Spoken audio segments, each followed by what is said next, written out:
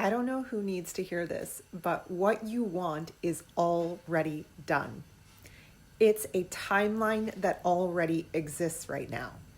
You are not meant to try to figure out how to get that timeline.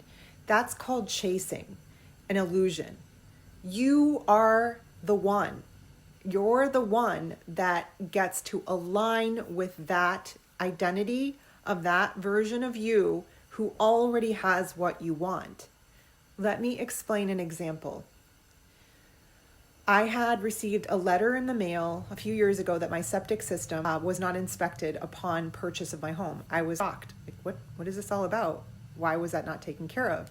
I had all these feelings coming up, and it basically told me that I needed to show up at the county courthouse and go through a whole meeting and pay for the inspection, and then if there were any problems with the septic system, that I was responsible for covering the cost, which could be up to tens of thousands of dollars depending on what kind of situation I had on my hands. I felt these fears and shock and anger and all the things coming up. I allowed myself to feel it, and I know that there's a timeline where I get to have exactly what I want. It doesn't hurt anyone. We're not taking anything away from anyone because there's infinite timelines that exist. There's infinite realities that exist all simultaneously. You get to have it all. You choose the reality that you want and you let it unfold. And this is what I did. I read the letter, felt what I felt, I put it away, and I let my heart guide me on what to do. I called my realtor, explained the situation. He was shocked. He was sorry. He didn't know how this slipped through the cracks. He said he'd get in touch with the realtor that represented the seller of the home. So he did, but couldn't get a hold of her. He told me, I don't know what we're going to do.